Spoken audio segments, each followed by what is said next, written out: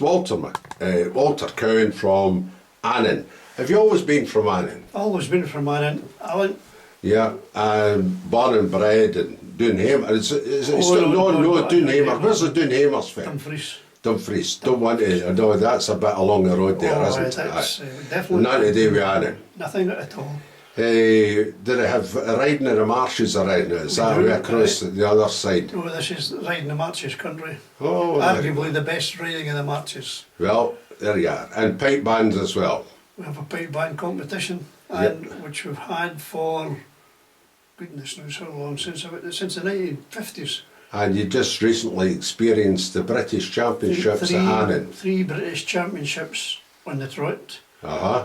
Sadly, we didn't get it continued because our offer was possibly not high enough, which was a wee bit of a misunderstanding by the guy who was responsible in the council for putting forward the bid. The bid. He had permission to go higher, and he actually, from what I hear, he put in a bid less than the previous one. Dear. So sadly it's went to Bathgate. We'll just need to come back because folk get fed up with Bathgate pretty quick when they saw this beautiful town of Annan. They want to clamour to come back here. Never get fed up with Annan, Alan. Right, where did you start your piping and when did you start your piping and what's the circumstances? You talk. Well, father came out of the army in 1945. He was a piper in the KSB. Aye. And his pipe major was John Slattery. Okay. John Slattery's son eventually became a pipe major in the Scottish Gardener about the same time as Angus MacDonald and that crowd, you know, Gavin Stoddart, etc. Yes. And he started me off in 1946. He started me off and I progressed to the pipes. Okay. And then he sent me to Willie Bryson in Edinburgh. Aye. What age were you round about all this kind of carrier?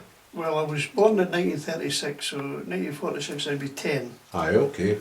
Nice age to start. Aye, and when I was about 12, he used to pack me off in the bus on a Saturday morning. Aye. And into Dumfries, change buses at Dumfries, get the bus from Dumfries to Edinburgh. Unaccompanied. Unaccompanied to the Dalveen Pass. It took about 3 hours in these days. Dear. Got picked up in Edinburgh at 1 o'clock. Got about 2 or 3 hours tuition of Willie Bryson down at Sinclair's in Leith. Is that a good guy? Great guy. Great guy. He was a pupil of Bobby Reid. In fact, I stand to be corrected, but I think Bob Hardy was possibly one of the last pupils of Bobby Reid. Okay. And maybe Willie Connell comes into that category, but Willie was a pupil of Bobby Reid, and he was a pipe maker.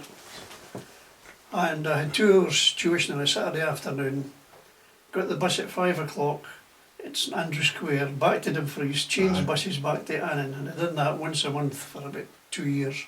Did you record or you wouldn't be able to record then and just that all in your brain? I did a recording, funnily enough. There was a BBC programme called Children's Hour. Aye. And the lady that ran that was a lady called Kathleen Garscadden. And she did a programme called Young Scotland. And I was chosen to represent the piping fraternity. Good. And I can remember the tunes I played. I played the Athol Highlanders March to Loch Catherine, Athol Cummers, and Willie Murray's Rule. You didn't pick any of the wee tunes, did you? No. I don't know whether I played them very well or not, but I can remember. What kind of pipes are you playing? Well, the pipes I had an uncle, George Grant, ex-pipe major in the Scottish Guards, former pipe sergeant of the Edinburgh Police under Donald Ramsay. Okay. And he emigrated to Canada. And he died, as every piper should die, on the boards playing in a solo piping competition. Fantastic. Took a heart attack and so they wouldn't have got a prize that day? I don't know. He didn't collect it, that's for sure. And I inherited these pipes. Now these pipes were a set of Hendersons, ivory, presented by the city of Glasgow to the Cameroonians. Yeah, that's interesting, eh? Now the regiment put silver mounts on them in 1906. Yeah, The silver is, stamped 1906. And the guy that was the colonel of the regiment, Colonel Miller, came from Annan. And by some way, rightly or wrongly, he got the pipes. And they were bought by my Uncle George Grant's father. Okay. And when George died, of course, You fell heir to them? Fell heir to them. Aye. A good set of drones, eh? Great set of drones. Nearly as good as yours, Alan. Aye, there you go. So Aye. Aye. It must have been good then, eh? Must have been. And of course, for the young guy who's just coming up and piping, the teenagers and all the rest of it, viewing this, and I keep on hammering this point, and why not? It was cane drone reeds and the sheepskin bag and all the rest of it. And no fancy water traps or anything like that. No central heating systems in your bag. Nothing. No. And that was it. I think the only thing I had was it was old Willie Sinclair. Took my blue stick out,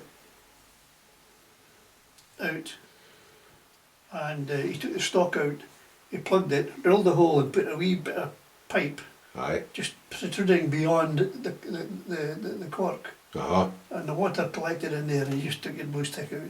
Aye. Fantastic. That was it. That was the end thing. It was just like a wee well, if you like. That's right, exactly. And then they progressed to the tube. The Moose folk, they've got something similar, a Moose trap and a combined valve. Not that I'm advertising, and I'm not, because I use a different system myself now, but I did use that and it's quite efficient, you know. And the chanter at that time. Well, I played a Macpherson chanter. Now, when the Edinburgh Police won the World Championship in Dumfries, I think it was 1960s somewhere, Willie Bryson and Willie Sinclair made 24 Macpherson chanters for the Edinburgh Police Pipe Band. Okay. And they won the World Championship in Dumfries playing these.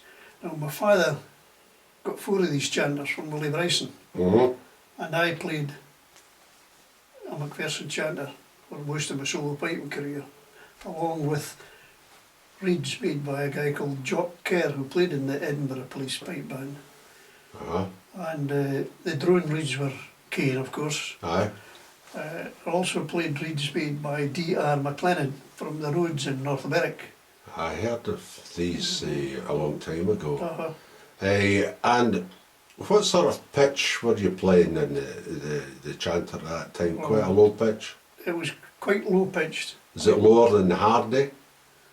Which come in about the mid-century, you know. Much the same. So it'd be quite a longer pipe chanter reed than what's used now. The blades were just... That's what I'm saying, just slightly longer, narrower. And you had a bit more wood to work with. Yeah, aye. Strong? Quite strong, strong. And then the McAllister reed came, of course, and it was a cracking reed. Did that fit your Macpherson all right? By that time I had changed to a Sinclair chanter. Okay. And the McAllister reeds fitted that. Fitted it because I believe that John K. McAllister worked in Sinclair's shop off and on at times. So whether he got any experience there, I don't know. He was quite a clever reed maker anyway. Oh, well, the 3 brothers, and we've got one of the brothers on Piper's Persuasion trying to explain that, the reed making aspect. That would be Willie. Yeah. Willie McCully, an ex-Scots Guardsman. Yeah. Played in the band that my other uncle, same name as myself, was pipe major of during the war. What one was that? Walter Cowan. Aye, but what band? Willie. Scots Guards. Scots Guards. Scots Guards. Right. Willie McAllister was one of the pipers in that band. Just before we leave Bryson, I understand he was a good composer.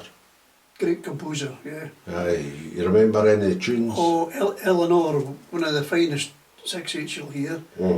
The Skymen of Arnhem. Jeannie Mocklin. Jeannie Mocklin. Uh-huh. Aye. Aye. And there's a jig he composed called Agitated Fingers. Ah. Now, I can play 3 parts of it. I'm sure there was 5 parts of that, which is quite unusual for a tune. And I had a copy of that. And I'm sure I gave it to my brother, and I'm sure he's lost it. And it's a tune I've never heard anybody else play. My goodness. But an absolute brilliant player. Aye. Aye. Absolute brilliant player.